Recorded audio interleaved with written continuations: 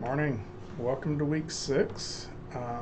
I wanted to record you all a quick video and sort of touch base on where we are, just a couple of little things I've been seeing popping up. First things first, some of you will recognize that I've gotten some stuff graded. I'm currently grading through Project 1, but there's a lot of them.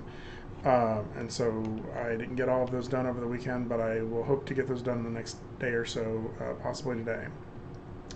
So keep on the lookout. Those grades should be updating, and they'll give you a good idea of where you are in the class. Um, since that is one of the largest project grades we have. So really, your grades right now are going to be based off of that Project 1 grade and the discussion grades. Have you been turning in your discussions? So that kind of leads me into the first thing I wanted to talk about, which was um, sort of the way the class works. I know we've talked about this multiple times, but just as a reminder, I feel like some people kind of forgot this week. The discussions always follow a pattern, which is you have to post something to get in. Like, let me back up. There's 5 points, 5 possible points you can get for a discussion grade, right? The first 3 posts, or the first 3 points, come from you posting the initial post by Thursday. Okay. I'm giving people a little wiggle room. Life happens, things mess up, and if you contact me and like, hey, sorry I couldn't post that till Friday, or I understand, right? I'm not gonna hit too hard on that. The other 2 points come from you responding to other people's posts. Now, there are some weeks where that's not the case. There are some weeks where you don't have to respond to other people's posts because it's a larger, discussion post, and I'll stipulate that in the discussion. But you'll see in the discussions, I try to lay it out every week. Sorry, internet's going a little slow today, isn't it? I try to lay it out every week that your initial discussion post is due by Thursday, and your replies, your comments, are due by Sunday, right? So I had a lot of people who were contacting me trying to post their initial discussion post by Sunday. Your initial post is due Thursday of the week, if this week, of the week, and your final post is due Sunday. I gotta change that. That's gonna drive me nuts.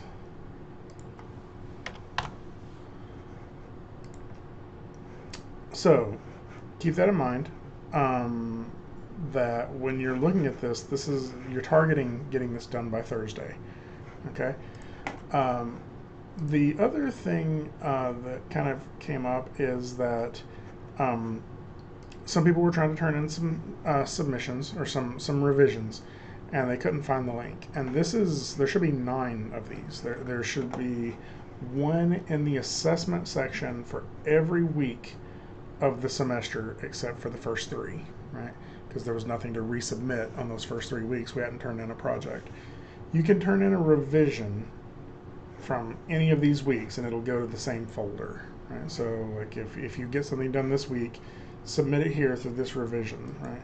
And you'll see if you click on it, it's this link right here. It takes you to here, and this is where you could upload stuff. So I just want to make that clear for people that that's where that's found. So let's look at what we're looking at this week. So first, I sort of glanced through a bunch of the mazes that y'all did some great work this week, and so I'm super excited about that. So good job. The I know that was a lot to get done by Thursday. The hope was that the reason we do this, of course, is to get it done by that point. Then your feedback, the stuff that people are telling you, gives you a chance to do a revision by Sunday, right? If you want to make it better. No, not everybody will go back and make it better, but hopefully you learn from that feedback. So we're going to do the same thing again this week, except with a different type of animation. So let's look at our video lessons this week. We have we're going to dig in a little deeper to the graph editor, how to control this animation with a little bit more finite control. Right, so we talk a little bit about graphs, how graphs work, and we talk about the graph editor and how you can manipulate tangents, and the graph editor, um, how to sort of understand what these curves mean in relation to your animation, and how multiple curves interacting are going to affect the overall motion. Right. These are all things that really um, become difficult for students to grasp. The graph editor is extremely challenging, right? Um, so, and then the last few here is, if you're altering an animation, like you're going to use your graph editor to get the custom animation that you want. So all of this is leading up to working through a bouncing ball animation. And I know that seems pretty simple, but a bouncing ball's got a lot going on in there. There's anticipation, there's arcs, there's squash and stretch, there is uh, um, sorry, I just got a text message. Um, there is overlapping action. There's all sorts of different elements of the 12 principles that are just sort of built into this. And with any luck, there's some appeal and personality as well to cause you to want to watch this more. So basically, I go through how to use the graph editor in these upper videos, and in these last few videos, I go through how to use them specifically to get a bouncing ball. Now, the whole point of this is that and of course I give you a ball rig as well to do this animation. So the whole point of this is that in our content this week, or our assessments this week, that's what we're going to be doing for our discussion, is a bouncing ball animation. And hopefully you will come out with something pretty good with this. Now I am attempting to layer this in because we also have like after this week we're going to be starting into project 2, and the bouncing ball is going to really help us when it comes time to animate our spoon in project 2. So let me know if you have any questions about any of this. I recognize that this is a challenging semester. We're kind of hitting that point where you may be getting tired, and this is you've been going for 5 weeks now.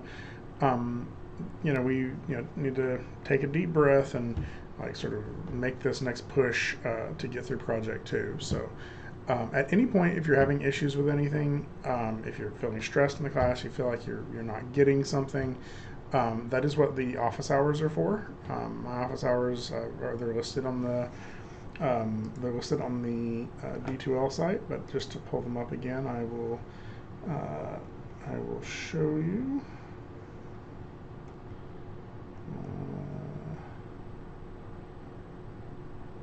Just in the Zoom office hours schedule. There we go. I'll open this up. So Monday through Thursday, I'm in my Zoom office hours at least 1 hour a week.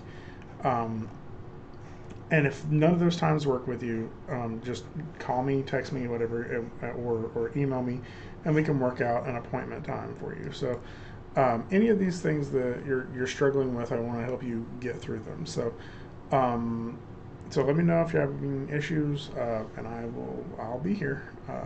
Thanks. I'll talk to you all soon. Bye.